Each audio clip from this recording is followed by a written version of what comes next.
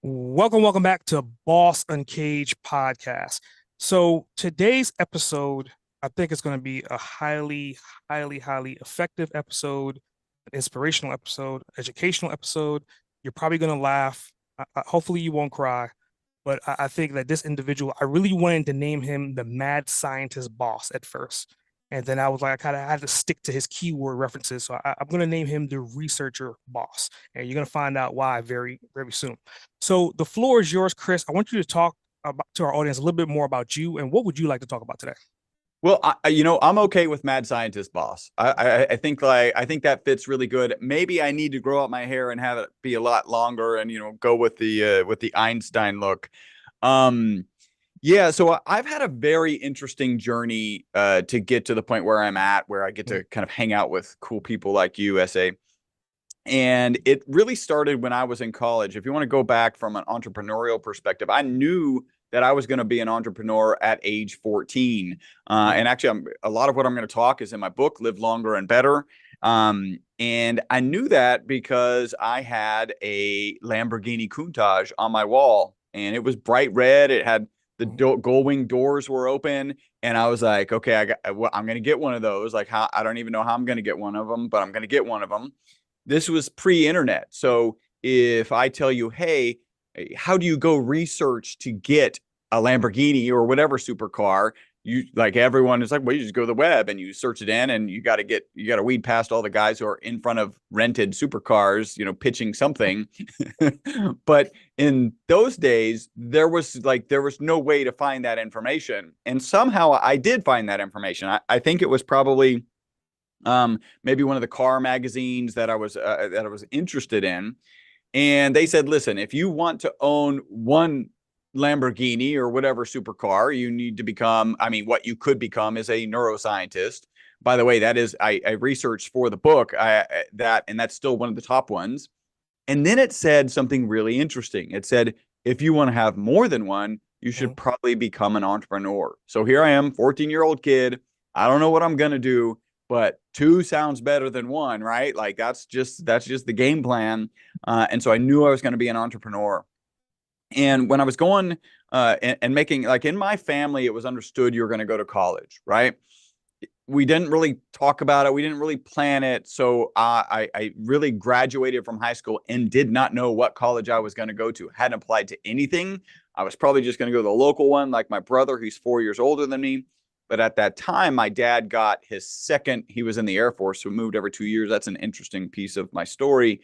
Um, but at the time, he got a job in Houston. It's actually second civilian job in Mm. Houston. That's where I'm based now.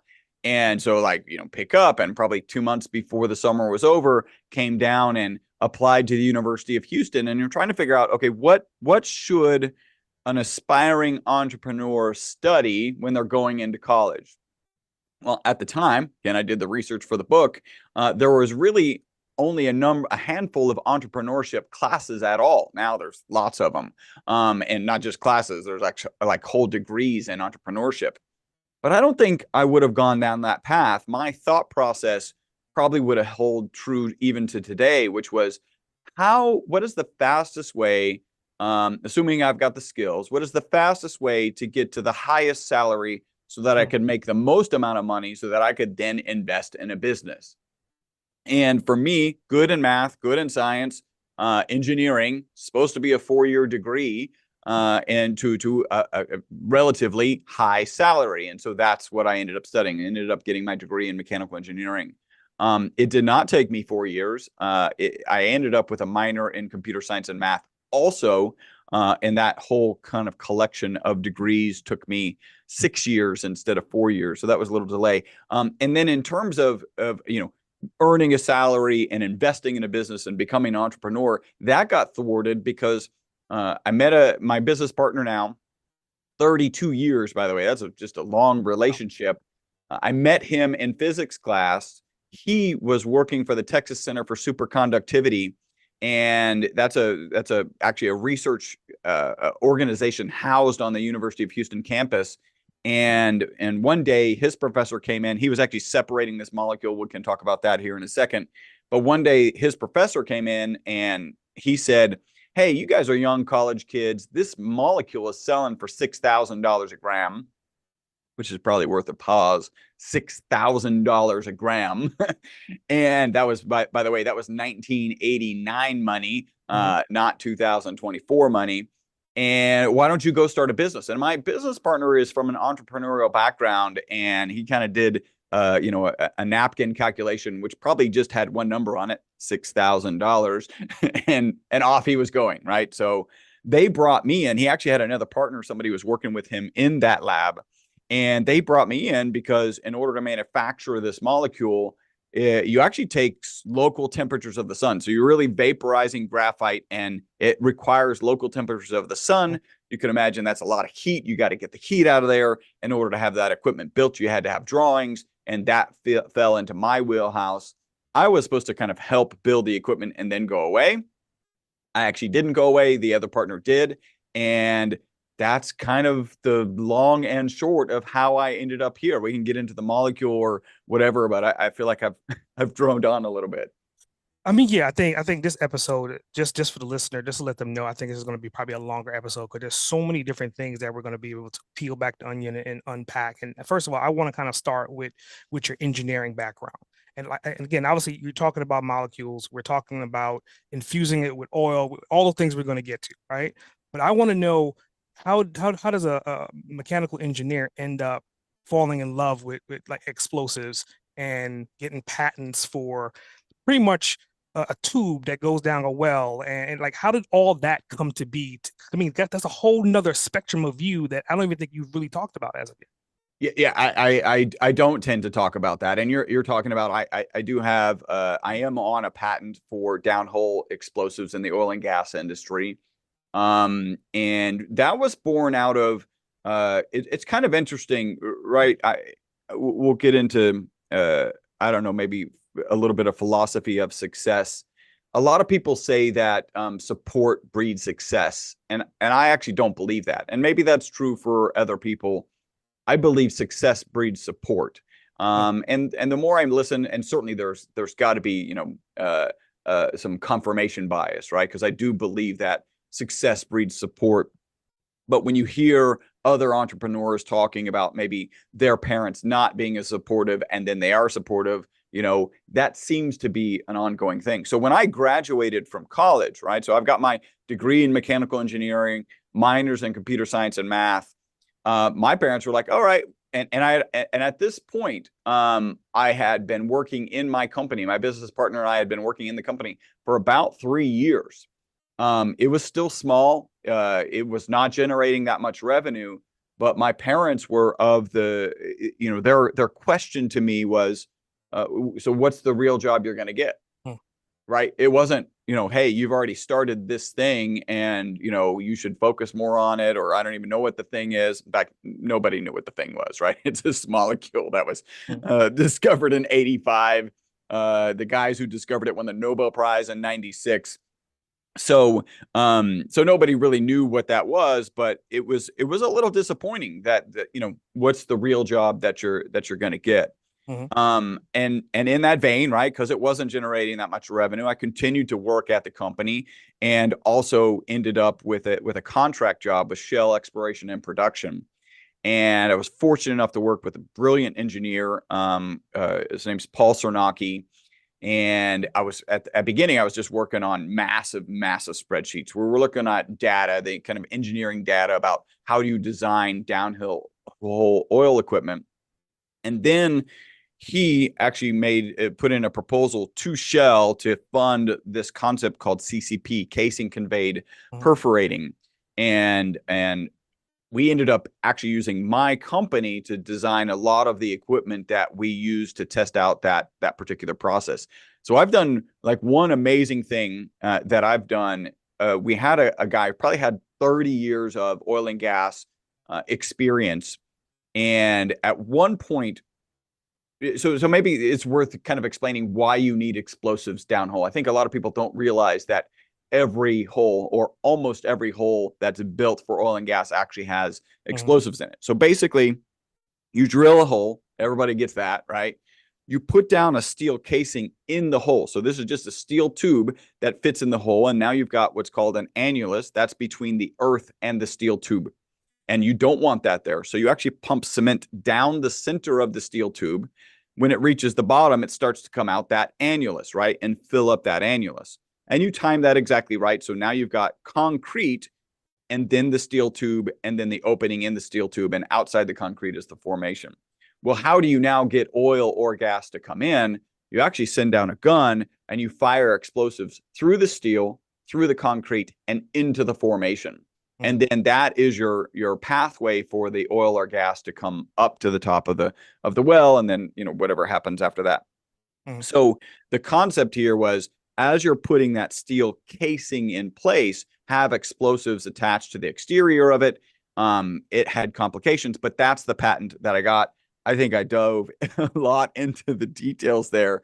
I think a lot of, because there's other things that you might ask about my background, and a lot of that is just a willingness to say yes. Like, I really am open to taking new challenges, trying new things. And I have a 13-year-old son, and he is not that yes prone. We'll just say that for right now. And so I'm constantly working on him. Like, the opportunities in life, I think, and the joys in life come from the yeses. A good friend of mine is a human behavior expert and one of the best therapists I can imagine, responsible for a lot of my success, both in relationships and in my business. And he says that, and I lost my train of thought a little bit, that at the end of your life, if somebody asks you, what do you regret? What are the chances that you're going to regret what you've tried versus regretting what you haven't tried? Like, I regret that I didn't spend more time with my family, that I didn't hug my family more, that I didn't tell them I love them more, that it's not going to be like, I regret that I didn't work harder, right? That's typically not the regret. It's the yes to a lot of experiences that I think is where that goes. And maybe that's the answer to your question. Yeah. Yeah. And so, I mean, I'm leading you in multiple different directions to kind of portray what a mad scientist that you really are, right? So on the other spectrum, like, we just went into explosives, talked about mechanical engineering, but then you have a creative side. So I wanted to kind of talk about, like, okay, how does someone so techie, so conceptually driven gets into improv, comedy, and dancing? Like, where the hell do those two fit into this equation? So, I've had a number of conversations with people, and it's very interesting when you say, hey, who are you, right? If I say, who are you? Typically people respond with, like, what they do, that they're a parent or not a parent, like, what, right? It's not, and the contrast is, who is Mother Teresa, is really about her compassion and what drives her. And so one of the things that I kind of consciously decided, whenever anybody asks me, like, who am I? And, this depends the context a little. On this show, this would not be the typical response. But I like to say that I'm a dancer, right? I've never danced professionally. I certainly have that yearning. Like, I think a lot of people have that yearning. Like, I could have been a better athlete or a great athlete. I could have been a great XYZ. That certainly fits in with me in terms of dance. My mother was a ballerina. So I remember my earliest memories are, of dancing in the living room with my brother, who, by the way, is, at least then, not, I don't think he practices, he doesn't go dancing anymore, but he was significantly better than me, just to throw that out there. But dancing in the living room, literally having neighbors call the cops because the music of my mom and my brother and I dancing was so loud. And it's interesting. I kind of didn't have a picture of how profound that was until Michael Jackson passed, right? And there's all these tweets that were like, I think maybe that was the biggest celebrity tweeting event or something. I just remember a lot of tweets going out about that. And I was like, oh, okay, another celebrity, he's passed. And then I realized that all the dancing that I was doing with my mom and my brother was to Michael Jackson. Like, that's what we were dancing to. And so, yeah, a profound impact. And that's where the dance comes from. The comedy improv, I'll talk a little bit, like, like strategically how it happened, or like sequentially how it happened, and then probably why it happened, because my mom actually answered that question. My wife is in a program called Big Brothers Big Sisters. Like you're working with kids, so you're familiar with that program. We had a little sister. There was an improv group here in town. So it was this theater, and they would do training. They do corporate training. The rules of improv are incredibly valuable for corporate communication. And they were having a Big Brothers Big Sister event. And I decided, my wife invited me, so I went to it. That was probably on a Tuesday. That Friday, they were having a free improv class, to kind of entice people. So I went to that. I really enjoyed it. So I signed up for a class. The class culminated in kind of graduation, and graduation was to invite all your friends. They pay money, $5 each, and you do an improv show. So you use the skills on stage in front of your peers and family, which can be harder, actually. I think a lot of people don't realize that. And I remember when that moment came, I was like, I'm here on stage. If I'm going to bother to do this at all, I'm going to do it big. And so I came out with big characters, and I just went for it. And by the way, we're talking like whose line is it anyway stuff, right? It's not stand-up routine where I've got, a particular dialogue or concept. I'd love to try that, and probably will try that at some point. So we do this great routine. It was really well received. Some people in advanced classes were like, how long have you been doing this? I was like, that was my first time. And I ended up signing up for that class again. I took the same class because it was half off. Really, I could like do another class and pay more. So half off. And they were just in the process of starting a troupe. And so I joined that troupe. They invited me to join that troupe, which I loved. Like I did that for 5 years. Absolutely amazing. Now that's the kind of logistics of how I ended up there. One time my mom came to the show, and I went up to her afterwards, like, hey, how was that? Like, what'd you think of it? And she was like, oh, it was just like sitting around the dinner table, like in the old days, because that's what we used to do. We used to like take words, and I'm doing it with my kids now. Did it last night. Take words, flip them around, make gross noises, make it sophisticated, make it scatological. Like we would just do that around the table all the time. And so from a very young age, I had, a lot of exposure to dance and really to what turns out to be improv. Hmm. Hmm. So let's just keep adding on to those layers, right? So we talked about like your scientific, your engineering background. We talked a little bit about your music and your dance. I think I remember seeing a podcast episode, and you had like a little tip about the fact that you're on Internet Movie Database list as well, right?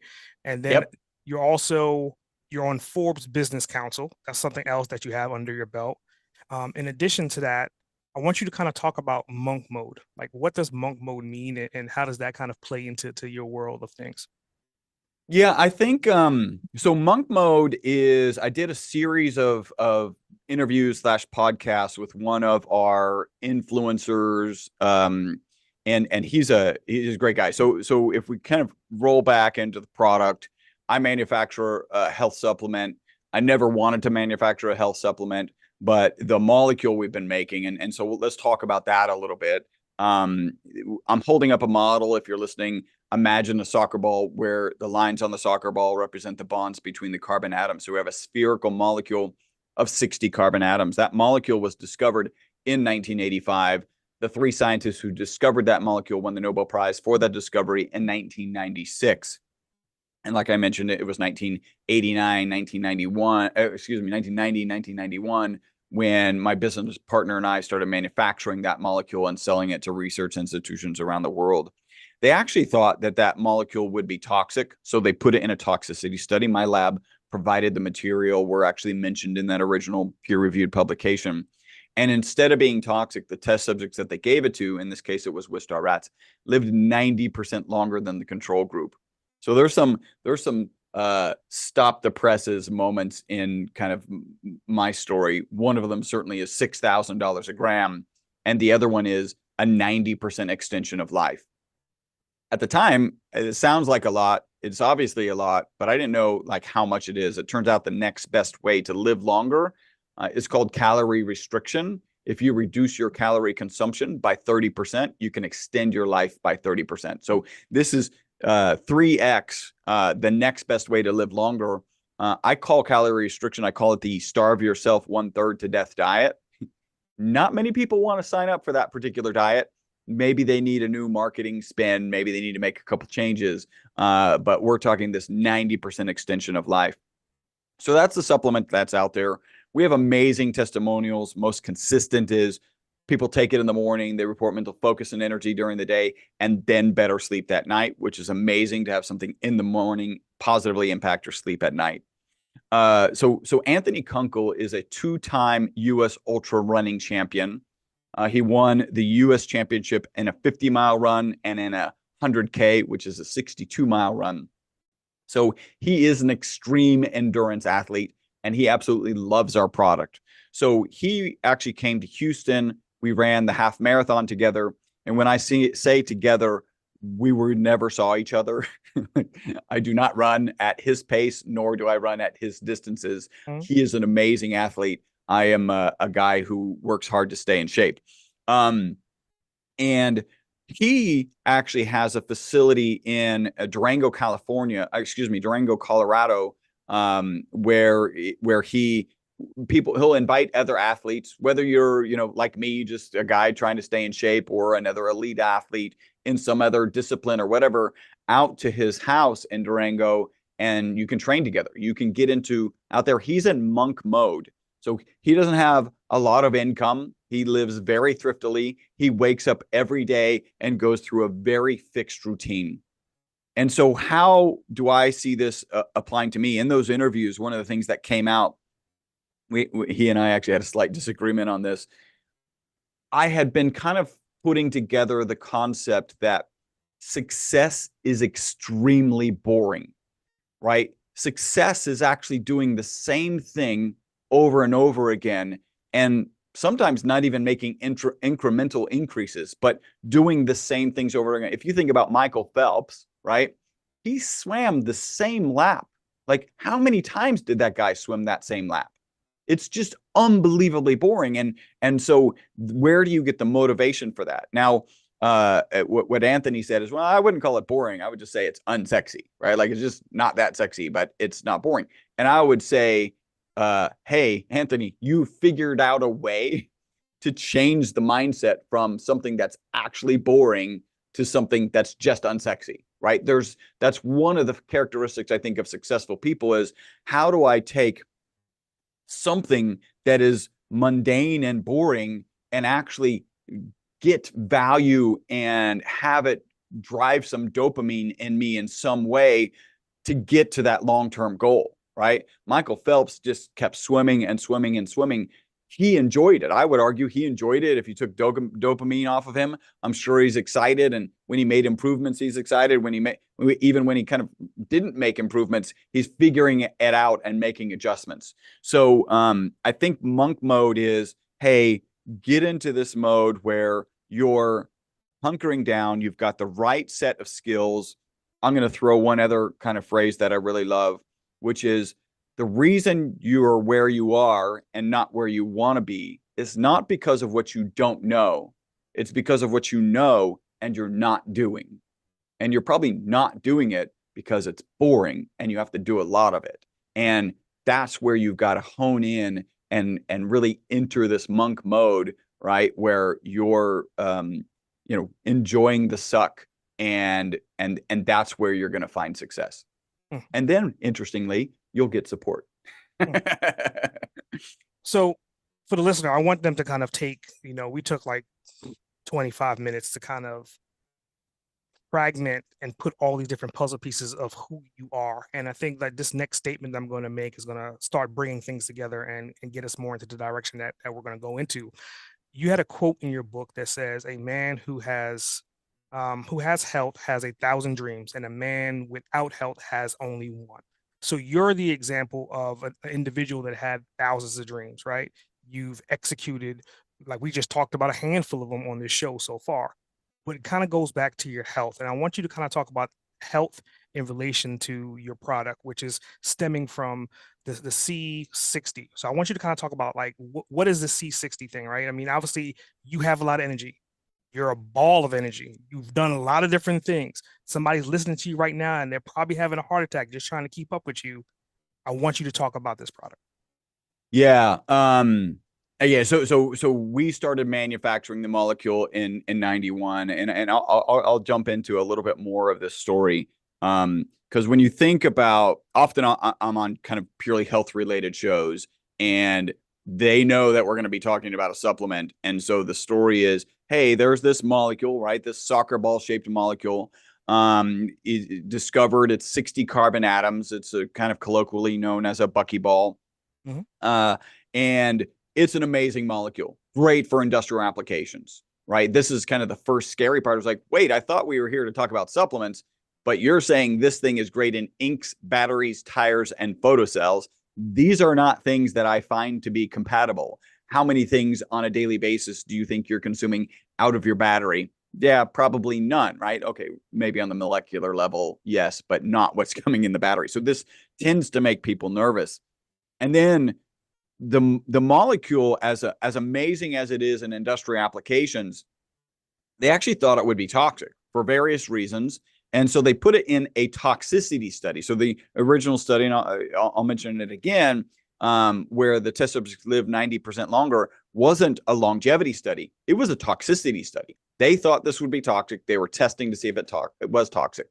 In the study, they gave rats water, olive oil, and then olive oil with the molecule. And we call that molecule ESS60. And there's a number of reasons that we've kind of shifted the nomenclature.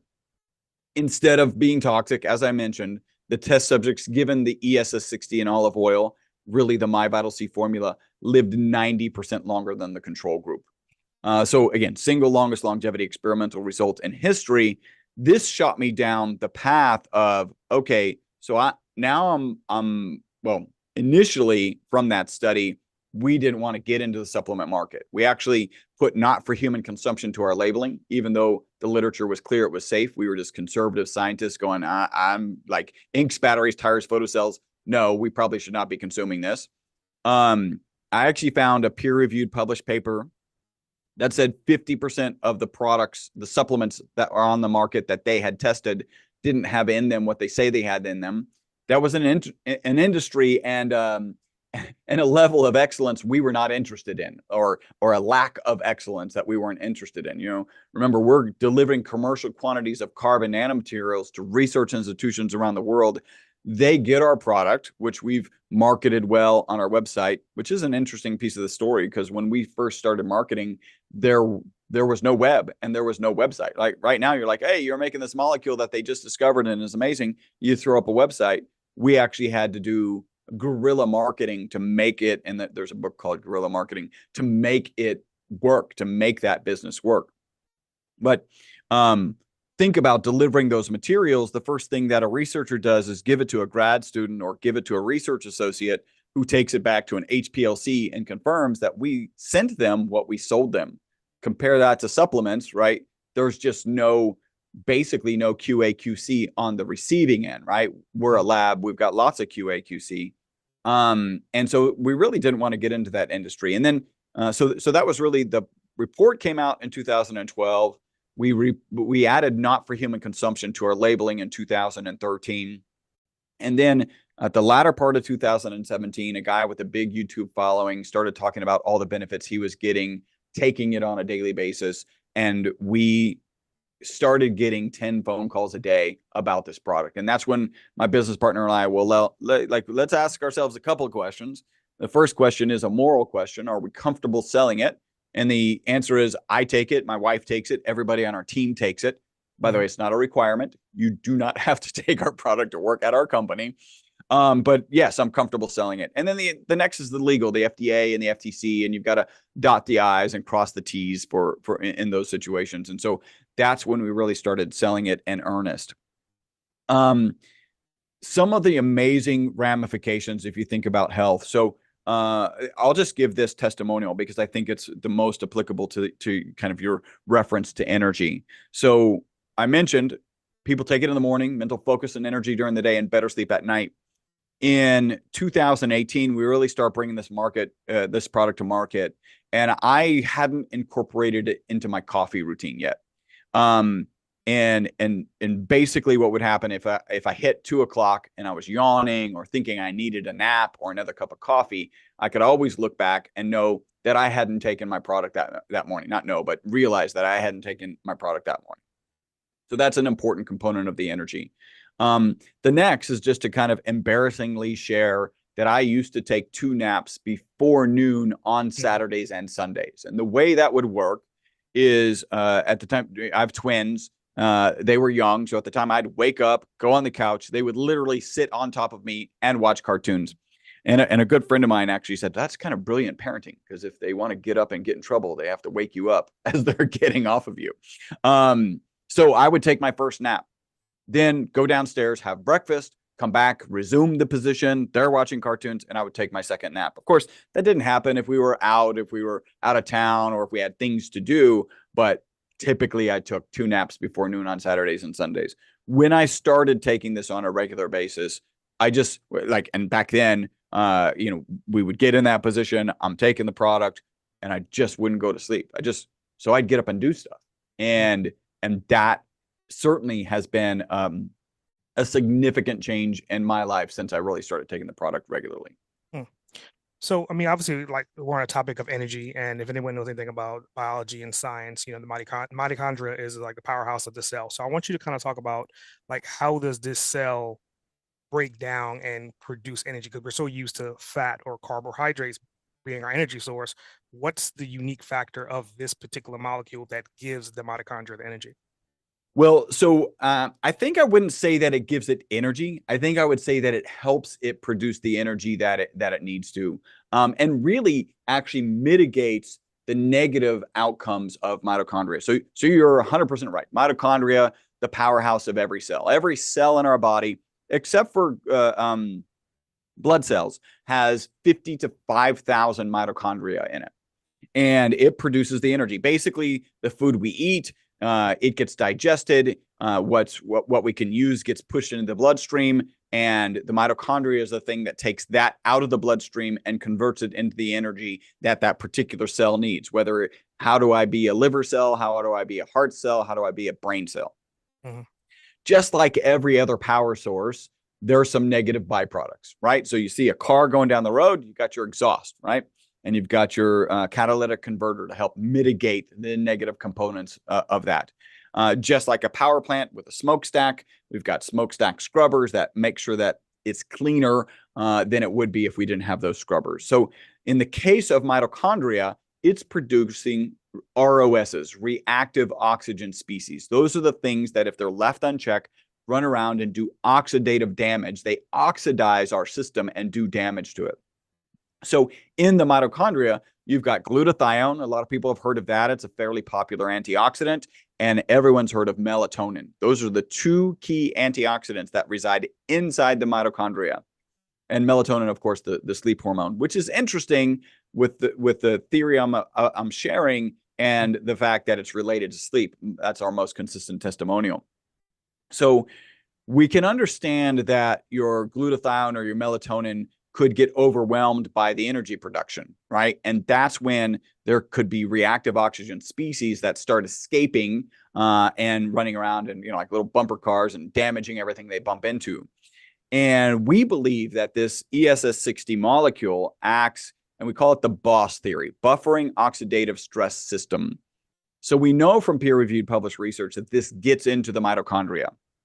We also know that it can hold up to 6 negatively charged particles, right? Well, reactive oxygen species are negatively charged particles. So we believe it can hold up to 6 of these reactive oxygen species. And so we believe that it works like a paddy wagon. So think about Mardi Gras. Think about the end of Mardi Gras. You're on Bourbon Street, and the drunk reactive oxygen species are tearing down lampposts, breaking windows, and what happens is the police, the glutathione and melatonin, come in. They handcuff themselves to these reactive oxygen species and take them off of Bourbon Street. But if they get overwhelmed and there's not enough glutathione or melatonin, Now that's where this ESS60 molecule comes in, and they get attached like a paddy wagon. I mean, you could visualize they go inside of it like a paddy wagon, but they're just getting attached to the exterior. And now they're not able to do damage. And when that mitochondria is able to replenish the glutathione or the melatonin, they can then come handcuff themselves to those reactive oxygen species and take them out of that mitochondria, take them out of in fact, entirely out of your system.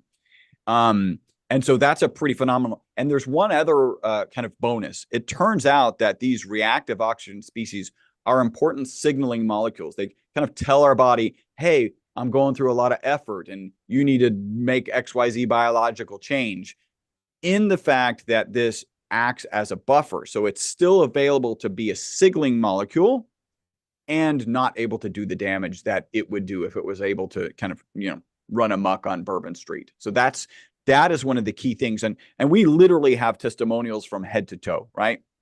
Hair growing faster, toe healing. I mean, one of the amazing testimonials we have, by the way, I'm talking about testimonials. When I talk about testimonials, I don't like testimonials that are like, I feel better. I like testimonials like, I used to take naps, now I don't take naps, like very binary. I'll also throw in a disclaimer. The FDA has not evaluated our product. It is not intended to treat, diagnose, cure, or prevent any disease. So head to toe, hair growing faster, hair coming in original color, toe. We actually have a guy who was a former Navy SEAL. He actually had a crab bite his big toe when he was 5 years old and split his big toenail. And he's in his 60s now. And after starting our product, that toenail finally healed. So for 50 plus years, 60 years, right? Let's say he's 65 now. For 60 years, it didn't heal. Now it's healed. So head to toe testimonials. How is that even possible? Well, one of the things is if it just improves your sleep, that could be it, right? Because we all know sleep is good for your physical, mental, and emotional well-being. But if it's improving the powerhouse of every cell and what damage overexertion of that powerhouse might do, like mitigating it so it doesn't do any damage, then that can explain everything. So I think like one of the side effects of what you're talking about is inflammation, right? So like just talk about like how does this cell kind of help with regulation of inflammation? Yeah, so inflammation is a very tricky subject, specifically because of the FDA's stance on it. And in reality, I think it's both right and wrong, but we operate as if it's right. So what we can say, and this kind of rolls back to original conversations when I share, hey, these test subjects live 90% longer. People ask, well, what are the mechanisms? Like, how is that even possible? The medical community thinks about aging in terms of an oxidative and an inflammation process, right? So we're oxidizing, we're doing that oxidation damage to ourselves. Our cells are getting oxidized, and then inflammation. In fact, inflammation is so important. There's a phrase called inflammaging, right? Which is the aging of inflammation. What we can say about our product. So first off, the antioxidant, we can check that off very comfortably. There's an ad hoc study on the web that says it's 172 times more powerful than vitamin C. There's peer-reviewed published research that shows it to be 125 times more powerful than vitamin C. So definitely an antioxidant. And I think it's good maybe to pause. I have actually a little bit of cold or cough, but my wife actually had COVID and was kind of out for 3 days, and she admitted that she hadn't been taking the product regularly. So maybe there's a correspondence there. But if I've got COVID, I feel it, but it hasn't knocked me out, right? Like I'm working just fine. My voice just sounds different. Maybe not to your audience because they may not have heard me before. So in this time, like in this part of the year, your immune system is really important. A lot of people just reach for vitamin C, right? Like, hey, I might be getting a cold. Let me down a bunch of vitamin C. Let me take some pills, maybe grab some emergency.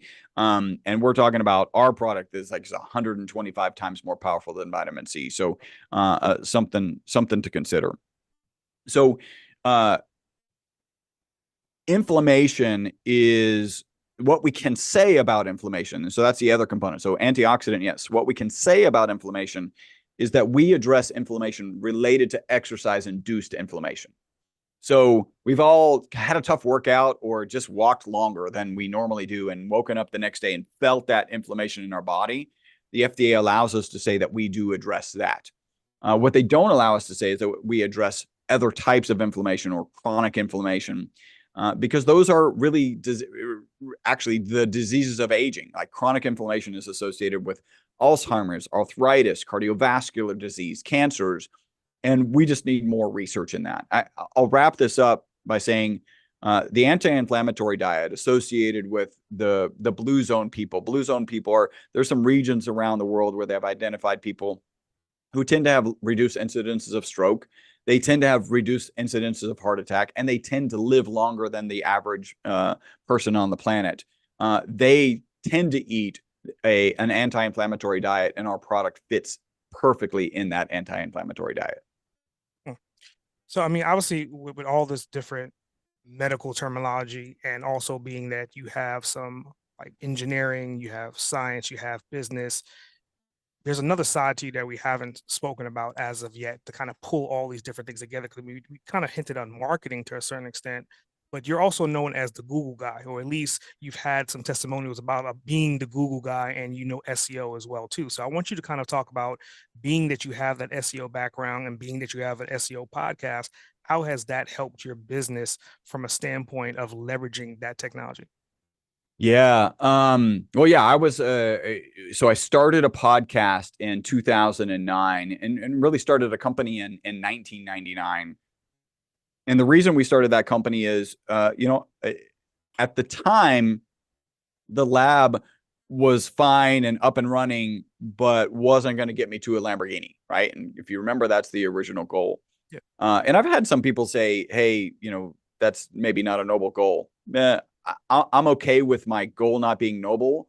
And what I kind of outline in the book is I've just always focused on delivering value to people, right? So if I can deliver value and get my Lamborghini, there's no way I'm going to get a Lamborghini and not deliver value. So that really is the focus. By the way, I don't have the Lamborghini yet. So at the time in 1999, it wasn't generating a lot of revenue, and it's a research material selling to research institutions around the world. And I connected with a good friend. He's also a partner, Javier, amazingly talented kid at the time, 32 years ago. No, I guess that was more like, I don't know, whatever, 25 years ago. He was great with computers. I'm a programmer. My stint at Shell was kind of coming, so we got the patent for the casing conveyed perforating. That particular engineer wasn't utilizing my time as much, and so we decided to start a company. And we started a marketing agency. In 2009, we started a podcast, the SEO podcast, Unknown Secrets of Internet Marketing. And it was actually last year that I finally stepped down from that, because my focus is, in fact, really MyVitalC and getting ESS60, the molecule, out. Well, the awareness of the research behind it to as many people as possible, right? And so that's why I ended up writing the book. That's why that came about. I even when I was in college and starting the original company, very quickly I recognized. Remember, I got a minor in computer science, so I could always picture myself going, frankly, into any place, charging a hefty wage and being able to deliver more value than my wage. But at the time, I'm 19, 20, 21. I'm not sure if anybody's going to fall for that, right? Although I knew I could deliver value. When it came to marketing, a lot of marketing is to really understand the business and what value that business is delivering, and then how to get the message that you deliver that value to the audience, right? And a lot of business owners get stuck, right? They'll get stuck in, well, hey, let me sell you this molecule, right? Which has all this amazing sleep benefits, but let me tell you about the molecule. There are 60 of these things, and then there's these facets on the outside, and it's amazing. It's actually the largest molecule that exhibits quantum behavior. Well, none of those are going to help you sell this as a supplement. And business owners do that a lot. They get stuck in the minutia and not realize that the real value they need to be selling is what is the upside, right? Upside, better sleep, upside, more focus and energy during the day. So for a business owner, like a significant impact, that's a better sales process. So I was able to bring that to it. I loved it because I was getting to learn new businesses. And as we've kind of identified, I like new things. And we did really well. Like SEO is a complex business. Like Mhm. I don't know how much SEO you've done, or if you've kind of been involved with marketing agencies. It's complex, and it's a complex process. And then building an SEO business is a complex business, more complex, I think, than most. Because what happens is you end up actually running multiple businesses, because it's hard to picture just SEO and not doing any PPC. And then once you're doing PPC, well, are we doing socials? Oh, is it just PPC on Google? Is it PPC on Facebook? Paid ads on Facebook, Instagram, TikTok? What are we doing? YouTube? Now we got to fold in videos. And so that company has gone through a number of maturations where it's kind of expanded what it's able to do, what it's doing. It's always able to do it, and then contracting because there's actually more value for the business and the smaller focus. So how does that play into MyVitalC? Well, one is I do hire my own agency to do the work for us, right? So they are doing on an ongoing basis SEO. And so I'm constantly looking for vendors that can provide additional value. And I'm in a very unique position to know like where value is probably going to occur and where it's definitely not going to occur, because I, ran a digital marketing agency from early 1999 until really I started dropping out in 2019. Okay. Okay. So with that, I mean, obviously your left brain and right brain are working in sync, right? So I want you to kind of talk about like what kind of personality does Robert Long, your business partner, have, considering that you have this diversification built into you. Like every day you can hit a switch and jump between both categories. Who is he in this equation? Yeah, so he is we've been business partners for 32 years. We certainly on occasion have driven each other absolutely bonkers, right? Just absolutely bonkers. Um, and at the same point, so I'm very mindful, because if you got this close relationship and you don't necessarily see eye to eye, by the way, it's not a bad thing, right? And you'll see that kind of as I kind of wrap up this story, because the last thing that you want is a bunch of yes people around you, right? It may feel good for everybody to say you're yes and everything, but at a minimum, you need people who are willing to tell you that's probably not going to work, to at least force you to think about it. And I'll give a really good example. There was a research paper that was published, a psychological study, and it was out of the military. And they had given, I think it was 10 generals, a war scenario, and they had identified 100 key aspects of this war scenario. And they gave it to each of the 10 generals separately. And they said, hey, like, come up with the key pieces of this, war scenario. And it turns out they all came up with about 20. And then they took each paper and gave it to the next general, right? So they just handed it down. So they got to read the inputs of another general. And if you were, let's just say, for instance, they both had 20 different things, you would expect for them to identify 40 things, but they got to 80 because the value of the different perspective was so valuable. It took them from 20, let's just say we added it, which is not true. You were sure there was overlap. Let's just say they didn't go to 40, they went to 80. And so you really do need to have people around you who are willing to voice a negative opinion about what you're thinking, because it's not always going to be right. That's just the reality. So when you're around somebody like that, you have a lot to complain about. And I'm very mindful about when I complain about particular situations with Robert to people who are, in my family. My wife, as an example, the end of every one of those complaint sessions, by the way, I don't even think you shouldn't do them, but okay. I think the data is you should complain once and then never again, right? Like there is some value in letting it go, but to rehash it is of no value, and it actually is of negative value. But I finished each one of those sessions with, let's just be clear, I wouldn't be as good of a business person without him.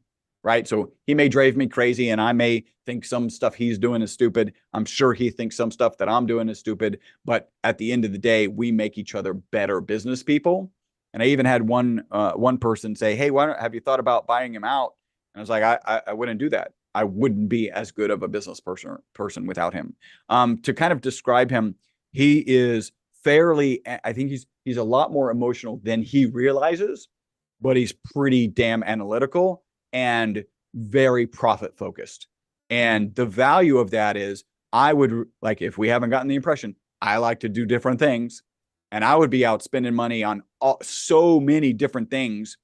And he really doesn't say no anymore. Mhm. What he is the voice in my head going, is that really a good idea?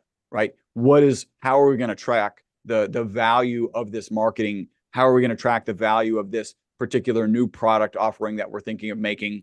And it causes me to slow down and make better decisions. And then I typically bounce it off of him. And by the time I'm bouncing something off of him these days, it's a yes, because I don't bother with things that aren't going to make sense for the business. Mhm. Mhm. So, and to kind of finish off this triangle on the other side of you, obviously you brought up that you have twins, you brought up your wife, and I want you to kind of talk about it. I mean, obviously with C60, potentially someone could, you will, not going to say someone, we say that you've tested it in mammals and it's increasing 90%, right? So with your kids, are you thinking about like the longevity of what they're going to be if they start taking this drug and how long they could potentially live? With that being said, are they infused to what you're doing and do they know about what you're creating today? So they're 13. They have some inclining that of what I do. Like they have some understanding. In fact, my son would probably tell you it's an amazing anti-inflammatory, which I wouldn't say because he doesn't have the FDA filter yet. He would say it's a great antioxidant. They're aware. I've been on some kind of health related podcasts, and in preparation for those, and one in particular, I was on Dr. Gundry's podcast. If you don't know him, he's a four-time New York Times best-selling author, a former practicing pediatric heart surgeon. And actually I interviewed him for my longevity summit, which maybe we could touch on. But we were actually going to I think Disneyland and we drove from Houston, so it's like a two-day drive, and we listened to Dr. Gundry's book in the car on the way. And like, one of the key aspects of that book is lectins. Gluten is a lectin. Stay away from lectins. Lectins are bad. And so they're on a kick. They'll still be able to tell you that lectins are bad. So I love incorporating them into it. I'm also aware the number of businesses that successfully transfer from a parent to a child is in the range of I don't think it's as high as 5%. I think it's more like 1% of businesses actually get handed down. And so I'm expecting that not to happen. If it does, great. Like if they roll up their sleeves and do anything, and get involved and deliver value to the company, great. Like get involved, and maybe there's a chance for that to get handed off. But I'm not really expecting that. They are excited about what we do when they get sick. So our general recommendation, not for any reasons scientifically other than it's good to be prudent with young kids scientifically, is that this has not been tested for pregnant women or women planning on being pregnant, or for nursing women, or for children, we can say really kind of under 18. Having said that, I will give it to my kids from time to time. And when they're under the weather, I certainly give it to them. I don't know if that completely answers your question. Yeah, I think it definitely taps into it. So they at least know what you're doing, and you've at least given it to them a couple of different times. So with that being that the potential of their life being expanded, do they actually know that? Have they actually like realized that as of yet? I mean, considering, right? You could live to 60 years old, you could live to 80 years old, and potentially you're talking about well over 100 years old. Has that magnitude of reality set into them as of yet? Well, I think the short answer is no, right? If you think about average human lifespan. And if this applies to humans at that 90% level, the average human will live to 152, right? And that's not the oldest human. There's a bell curve around 115. The oldest human is significantly longer than that, right? Think about it this way. Average lifespan right now is about 82. And we have Jean Clement, who lived out to 122. That's kind of the oldest known person. So that's the size of the bell curve, right? 40-year difference. So I haven't actually done this. So that ends up being like in the 180s for the oldest human. I think that they could probably tell you that, right? And give you some details about that. I think that, it's later in life that people really start thinking about the potential end of life, right? And being concerned about it. And Dr. David Sinclair has a book called Lifespan, great book. And he talks about his grandmother sitting him down at like 5, I think, and saying, you're like everyone is going to die. You're going to die. And him just being extremely sad by that. And now he's a world famous longevity health researcher out of Harvard. So, yeah, I think it has that piece that you're asking has not sunk in. Mm-hmm. So like just continue down this road. I mean, obviously you've name dropped a couple different books. Are there any books that you would want to recommend that's kind of a hybrid between like business, medical, or business and pharmaceutical, or business and just health in general that you read that's a great recommendation for any entrepreneur? Yeah. I think there's a lot of classic books out there that people would be familiar with, right? Like Jim Collins has some great business books. I used to make everybody who joined our team read E-Myth, the entrepreneurial myth. Amazing book, right? And amazing for solopreneurs or new entrepreneurs to understand that you're on it. I think a lot of new entrepreneurs don't realize that they're on a totally different journey than they thought, right? Like they were like, I'm great at making, woodworking and making desks, or I'm great at making donuts, or I'm great at whatever it is, making shirt designs. And then now you own a business. And now what you need to be great at is actually managing people and marketing and delivery, right? And those are not the skills of making desks, making donuts, or making, shirts. Like those are different skills altogether. And I think a lot of people don't realize that there's a lot of paths, and E-Myth is probably my favorite.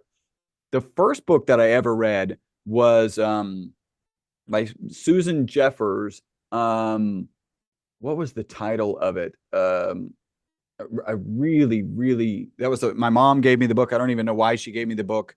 And I remember, but Susan Jeffers, it may come to me.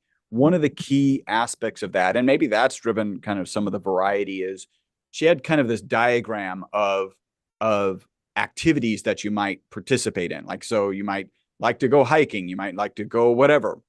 And one of her points was like, that could get taken away from you, right? Like you could have a car accident and not be able to go hiking anymore.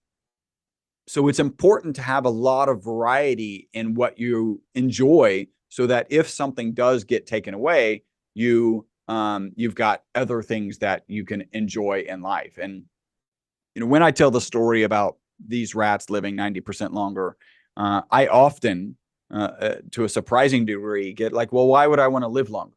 And part of that is, I think, because the question that I'm asking is not the question that people are hearing, because we very much associate living longer with living infirmed, right? And if we're able to disassociate those things, and so I asked the question, SA, if you had the same mental capacity that you have today, and you had the same physical capacity that you had today, would you then be interested in living longer? At that point, most people say yes, but there is a small fraction that say no, because they're really not happy, right? They're just not happy with their lives. And I'm contemplating writing a book about kind of reinvent yourself, because that if we're going to live a lot longer, a lot of people who are maybe content with their life for the next 4 years, and then they get to get into retirement, but living a lot longer means they need to work a lot longer. They need to reinvent themselves.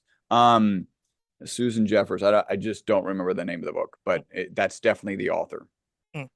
So, I mean, I think we kind of touched on this, but we haven't really deep dived into it. I mean, what we're talking about is a supplement, right?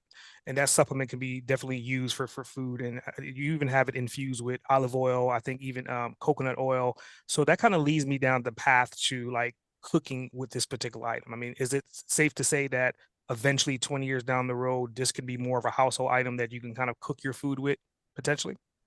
Yeah, I mean that's certainly on the table. Right now, we talked about the fact that in order to manufacture this, you have to vaporize graphite. So graphite's actually one of the hardest materials on the planet to vaporize. That's why you need local temperatures of the sun. So you have this arc going between them. Yep. It also has to be done in a vacuum, and it has to be done a slight vacuum, not a really strong vacuum, and it has to be done without the presence of oxygen. Otherwise, you just don't get any manufacturing.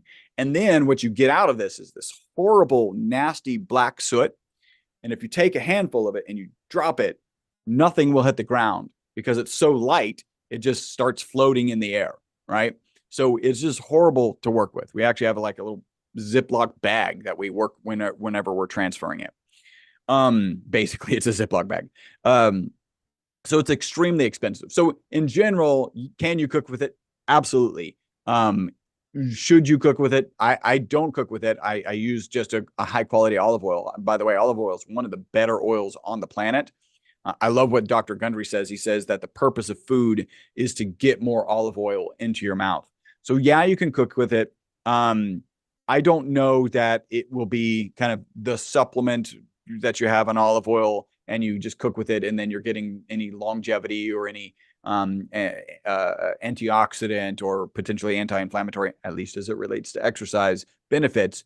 For now, I just take a teaspoon, right, and I'll often take it out of a little measuring cup. The standard dosing is 5 mils, which is 1 teaspoon. We actually have another kind of convenient packaging, which is in these ampules. All right, so you have an audio. I'm holding up a measuring cup previously, and now I'm holding up a little. It kind of looks like if you've got individual packages of saline solution for your contacts. It's a little bit bigger. It's got 5 mils of the oil in it. We do have 3 oils. We've got olive oil, we've got avocado oil, and we've got MCT oil. MCT is from coconut. MCT stands for medium chain triglycerides. It's a really kind of phenomenal oil from the perspective that you can take it and it won't take you out of ketosis. So if you've looked at a ketogenic diet, you can actually take MCT oil and it won't pull you. So that's calories that you can consume and energy your body can use without taking you out of ketosis. People often ask, I go, which product would you recommend? I recommend the olive oil product for 2 reasons. The first is we're a research organization and all the research is on the ESS60 molecule in olive oil. The next is it actually has the higher concentration. So olive oil has about 0.8 milligrams per milliliter. Avocado has about 0.6 milligrams per milliliter. And then MCT oil has about 0.3 milligrams per milliliter. So olive oil is kind of the main one. And I just kind of alluded to it. I do want to share, we'll probably be coming off of this. This is going to kind of go on to my podcast. I'm doing a longevity summit. I've interviewed 55 longevity experts. And so people will be able to connect with me and get access to that content for free. Like that content's for free. If you want to have kind of ongoing, unfettered access to it, there's a small fee. But at different time periods, we're going to make that content available for free. So, I mean, with everything that you just said, and including the summit, right? So, to say as an individual listening to this podcast right now, what words of wisdom do you have for them to help them lead to become part of your summit? So follow me, follow the company on Instagram. That's really me. I don't do much personal on Instagram. I'll do posts from time. I do interviews and I do videos on Instagram, but follow the MyVitalC Instagram channel. And we'll be continually posting when that's available, where they can get that content, or just reach out to us. Our team, our customers, I couldn't be more proud of our customer service team. They're just amazing. We have like 850 5-star reviews, which is just unheard of, right? At our size, we're not a big company. And so if you've got questions, they'll be able to answer those questions. And I'll throw this out there. if they're not able to answer your questions, or if you just want to get a hold of me, we can often make that happen in my schedule. It may take a while, but we can make that happen, because I really do. I wish I could do it more. I really enjoy the conversations that I get to have with our customers. I actually was sharing with my wife. There's a longtime customer. He's a painter. He actually lives in Austin, and then we'll drive in and buy a collection. We sell it by the case. He'll buy a case, and I do like to sit down with him. And it was just a great story. He shared with me. I'll just share. He shared with me that he stuttered for 40 years. And then, like, in the lobby of our office, he just started crying because he was so emotionally, like, ecstatic about the fact that he got over stuttering. Like, he took this course and his stuttering stopped. And he told this kind of poignant moment of going to, I think it was a Taco Bell, and he struggled with the letters, the number 3 and then the letter T, I think, or maybe something else. So he had to order 3 tacos at a drive-in, right? And he did, and he just literally in my lobby burst into tears. I love those experiences. I love, like, connecting with people. So I don't get to do it as much as I used to, but if somebody does want to connect with me, we can usually make that happen. Very cool. Very cool. So I think one thing that we didn't touch on, I mean, obviously we talked about olive oil, you talked about coconut, you talked about avocado. Where does fish oil and omega-3s fit into this equation? Yeah, so we don't have any fish oil or omega-3 products. We may do something like that. I can tell you, we are upside down in our omega-3 to omega-6 ratio, and I think it's like 25 times. So our ratio back in the day, right before we got all this processed food, is we would have significantly more omega-3s than omega-6s, and that ratio has inverted to a 20-fold, 25-fold, right? So it's dramatically off kilter, and omega-3s are significantly better for us than the omega-6s. And it's kind of interesting with that guy, Anthony Kunkel, monk mode. While he was visiting, he was like eating, purchasing and eating cans of sardines. And he was like, and if you're like me, because my first reaction, I've actually checked in with a lot of people. When I say sardines, most people hear anchovies, right? I'm not talking about anchovies. I'm actually saying sardines, little tiny fish in cans. They are a great source of omegas. So I'm typically having at least a can a week of those. They're great protein. They've got the bones in them. They're not that bad. Like, he eats them every day. Like, again, this is that monk mode. This is like success is really boring, or he would say unsexy, eating cans of sardines every day because it's the right protein count. It's the right omega-3 count as he's kind of approaching a race. Yeah, I think maybe you got that reference from one of those reels. No, actually, I mean, I do my due diligence pretty in depth. So I mean, that was just one. I can tell. It's awesome. It was one of the factors. I was just kind of like, well, in comparison to olive oil to fish oil, I mean, I know olive oil is really good for you, but I know fish oil is good for you too. So I was just wondering if you ever thought about creating a hybrid product with both oils in it, something along those lines to kind of get the benefits of both ends. Yeah, and we certainly have thought about that. One of the problems with omega-3 is it goes rancid really quickly, right? So if you do a quick search, problems with the omega-3, you'll find that that the packaging really matters. It's open and you've got to take it quickly. It's definitely got to be refrigerated. So it's not a shelf stable product. And I don't know about getting it into tablets and how well that works. But it's a problematic oil, but still an important one. And it's kind of why sardines are a good way to get them, because they are still intact in sardines. So I mean, basically, with your diversification, and again, we kind of talked about multiple different halves of you being a mad scientist. If you had an opportunity to have a conversation with someone for 24 hours, and this could be an individual that you've never met, an individual that died before you were even born, who would that person be and why?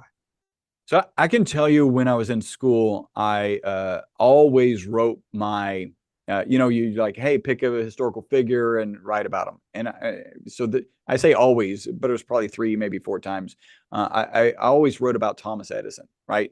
I just great inventor. actually, I think a cutthroat business guy, maybe more cutthroat than I think is necessary. But he would be one. And I would say, so that would be kind of historically, he's just been whatever on my mind for so long. And then I would also add Elon Musk. It would be unbelievably cool to sit down with Elon Musk, and I don't even know. Yeah, I don't even know what we would talk about, but it would be pretty awesome, right? He's an extremely intelligent. His engineering skills are off the charts. It would be weird and quirky, right? So even you watch his interviews with Joe Rogan, he's got, some personality quirks. And I think, those are great things about people, is that I have a phrase in my house, like anytime the kid is like, one of my kids is like, I think this or whatever. I'm like, you're just a weirdo like everyone else, because we're all weird in some way. And so, that would be an incredible experience for me. I think it's definitely interesting because I mean, if we had the opportunity to ask Elon Musk what's his greatest achievement, right, to date, I mean, he has so many, right? He has so many different variables. So I'm going to ask you that question, considering like you're kind of like Elon in yourself. I mean, being that you've done so many different things, what is your greatest achievement to date outside of like your kids or your wife or your family? You had to throw that caveat in there. I think right now, so I mentioned the health summit. I ended up interviewing, so I'm in this longevity space now. Biohacking and longevity are very intertwined. A lot of people may not have heard of the phrase biohacking, but it's really about optimizing your physiology, your mental capability, and your physiology to perform optimally, right? So that I can be a better CEO, a better CFO, a better chief scientific officer, and be better with my family, so I can be healthier.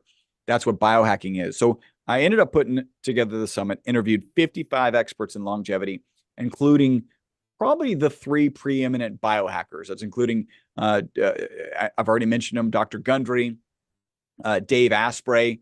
He created Bulletproof Coffee. A lot of people have heard of Bulletproof Coffee. He actually created the phrase biohacking. And then Ben Greenfield. He's a little bit lesser known kind of in general circles, but in the biohacking space, extremely well known. If you had told me 5 months ago, maybe it was 6 months ago, that you're going to do a health summit, you're going to interview 55 experts in the longevity and health space, and three of them are going to be those guys, I would have said, listen, I'm not really cool with setting myself up for failure. So that's not something that I would really want to tackle.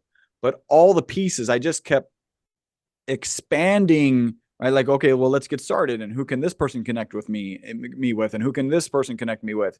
And, I think a key part of that is doing a good job when I did interview people, so that they would say, hey, this is somebody that you should be interviewed by. And so I'm extremely proud to be presenting all of this information. When it comes to information, that's why I started the podcast for the digital marketing agency. Is I really believe in giving back to people, and selfishly, I believe you don't know something as well as you possibly could until you start teaching it. And as soon as you start teaching it, then you're actually cementing it in your own mind. And so, that's kind of what drives that longevity summit, drives putting this content together for people, because there's lots of ways to connect with Dave Asprey and Dr. Gundry and Ben Greenfield, but I'm reaching different people. And how do I share this information with those people? I think that's really important. And that's probably at this moment what I'm most proud of. Definitely very interesting. And I kind of want to talk about one last thing that you had said a couple of different times. You had brought up the reference to coffee, like, when you start your day, and then also you just brought up the book about coffee. Have you ever thought about like infusing, like you ever had coffee with butter? And have you ever thought about maybe infusing that product with the butter to put in coffee? And if you have, like, what does that actually taste like? Yeah. So coffee with butter is probably the bulletproof coffee diet, right? Yep. And it's actually butter and MCT. So we have an MCT. So I actually every day take here's kind of my what I take daily is I put a teaspoon and a half of our MCT in my coffee. Well, that's blending because it's oil and water. You got to blend it. I'll take a teaspoon and a half of our olive oil product, And then for lunch, I'm typically having some avocado product on my salad. We've definitely thought of that. It can go into butter, or ghee is typically, purified butter. It's just not as stable. So we've kind of backed off of that. Also, there's a lot of room to nobody in reality, as hard as I'm working, nobody knows about this molecule yet. Right. And so there is one thing that you need, and I've done a lot of reading on this, like, letting SKUs get out of control adds complexity to the business. Our focus as a business really needs to be like, hey, this molecule exists, right? It's kind of cool looking molecule, has kind of cool results behind it. More people need to know about it. And then as you build that market awareness, kind of start rolling out products. So we'll probably add one product this year. We're not trying to roll out multiple products. It's a great idea. I'm actually having conversation with Dave Asprey's team about, getting an MCT product with them. So that's kind of exciting and interesting. I mean, yeah, you're talking about like this particular molecule, and I guess it's new, but it's not new at the same time, right? It's been around for, at least like within the last 2 decades. And it's to the point to where it's gotten recognized, and it's even changed the periodic table to where I think you had to put an at sign with anything that's associated to it as well. So I mean, obviously in the science community, it's a buzzword at this point. Is that not correct? Yeah, and even so it's actually, I believe they teach about the molecule in high school chemistry now. But how much of high school chemistry do you meet? So most people, even young people, don't remember that piece, right? It's just hey, there's this organic thing, and it's good and whatever. It's not even spoken about in terms of being a supplement in that context. So I would say, if you're a scientist, so like when I'm out meeting people, if they're a scientist, they're significantly more likely to have heard of it. If they're a healthcare professional, they're actually not, right? Because this is cutting edge. This is like, Google likes to do beta, so we can call it a beta product.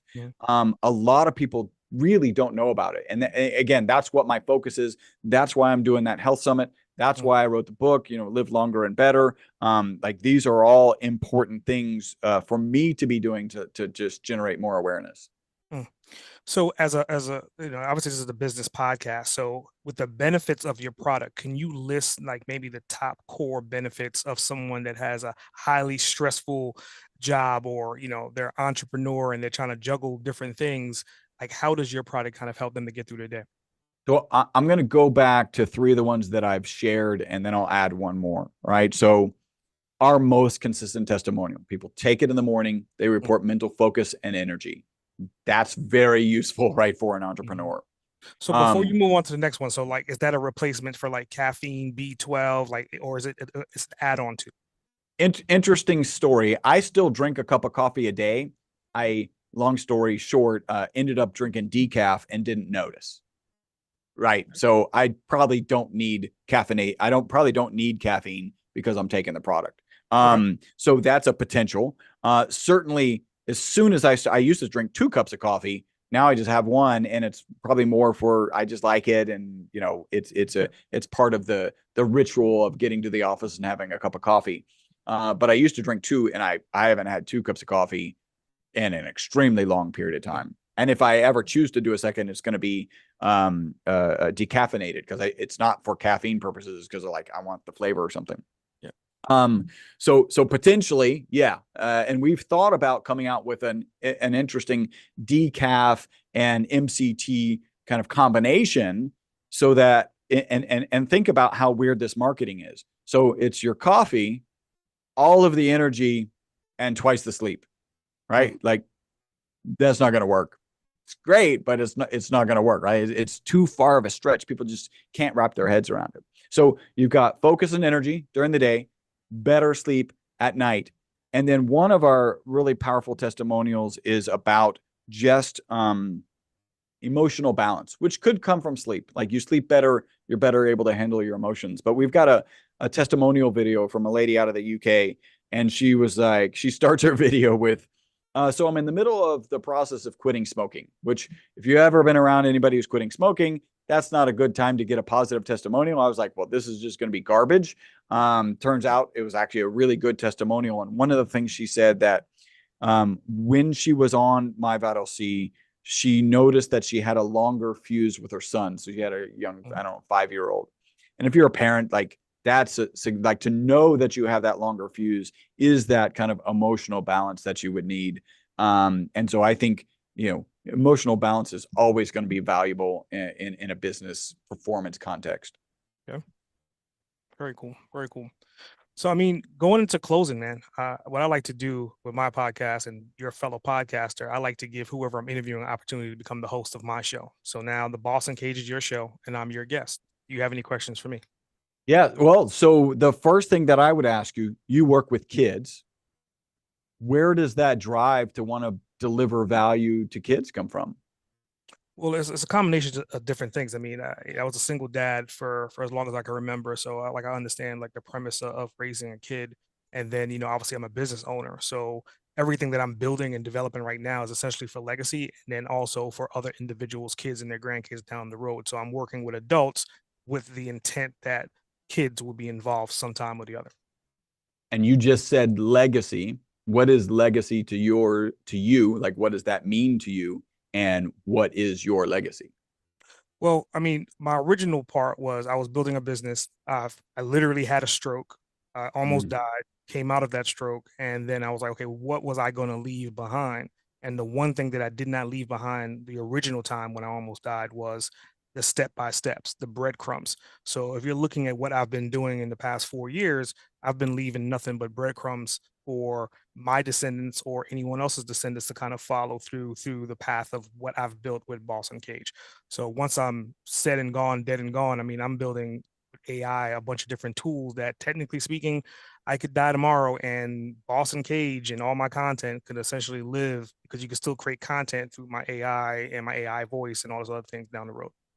Man, very cool. That's very cool. I think what drives you to do this podcast? Because I think you're booked out like 18 months or something, more than that, 20 months. What drives you to do this podcast? What's obviously legacy, but is there something kind of a little more nuanced? I mean, there's multiple different things. I mean, kind of like you, I hold multiple different titles. I'm a right brain and left brain equal individual. So obviously, you're talking about media. You kind of step out and look at what Oprah has built with her channel and all the communications that she's created, in the past 30, 40 years. What does that look like for someone to kind of come out from the shadows with that same intent, but at the same time, be more driven towards the educational aspect versus 100% on the entertainment aspect? So that's kind of where I'm at. And I'm like, yes, there'll be some entertainment because I have more than one podcast, but ideally, the entire thing that I'm building is more so education that's more evergreen, so it can last as long as it possibly can. That's very cool. Yeah, that's what I would ask. Cool, cool. Well, I definitely appreciate you coming on the show today. I think it was definitely a hell of a roller coaster. You definitely lived up to being, a kind of a badass, crazy scientist, to say the least. Any last words from you for our audience? Well, so I did actually make a URL. If anybody's interested in trying the product, they can go to myvitalc.com/boss uncaged. If you go there, you'll see our products. You'll see our products on subscription. We've got a 25% discount if they're on subscription. You can, in fact, cancel at any time. Like I mentioned, our customer service has 800 plus 5-star reviews. They are not trained to talk you out of that subscription. Just take advantage of that discount. And then we also actually have a coupon code. It's $15 off Boss Uncaged. So that's $15 off your initial order. And the coupon is Boss Uncaged. Yeah, very, very cool. So the listener, I mean, if you're listening right now, I would definitely say this episode you kind of have to rewind and listen to again to kind of see like how these fragments of his story came together to make him to who he is right now today, and obviously take him up on that offer to get your discounts. And it sounds like you have like the cure for ever living life to a certain. I mean, it's kind of your point. Some people they don't want to live forever, but some people, I mean, obviously they've been thinking about how to live forever for a long time. So Yeah. Well, yeah, you think about I don't think it was Ponce de Leon, probably maybe it was, who was looking for the fountain of Fountain youth. of Youth, yeah, yeah, Yeah, yeah. So, and then that gets into a marketing challenge, right? If you think about from a business perspective, like if you're even suggesting the fountain of youth, that sales filter just goes on high. So yeah, it is an interesting challenge to grow the market share of this, you know, amazing molecule that I didn't want in my lap and now is in my lap. yeah. Well, I think you're at the forefront of it. So, I mean, obviously, you're talking about 20, 30 years down the road when everyone kind of gets the hang of what you've been talking about today. It'll make perfect sense because you're at the forefront. Yeah, very cool. Cool. Well, I definitely appreciate you, man. Have a great one. Thank you, SA. I say Grant, over and out.